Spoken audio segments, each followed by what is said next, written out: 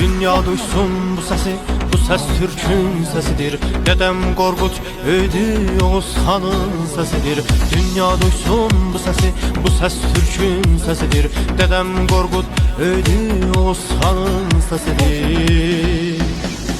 Bu ses Azerbaycan'ın ulu erkin sesidir. Tumrus anamdır benim Təbrizimin sesidir. Bu ses Azerbaycan'ın ulu erkin sesidir. Tumrus anamdır benim Təbrizimin sesidir. Türk'üm Türk'üz, özgürüz, özgürüz biz. Hey hey. Qarabağda qaralar bağlayır Azerbaycan.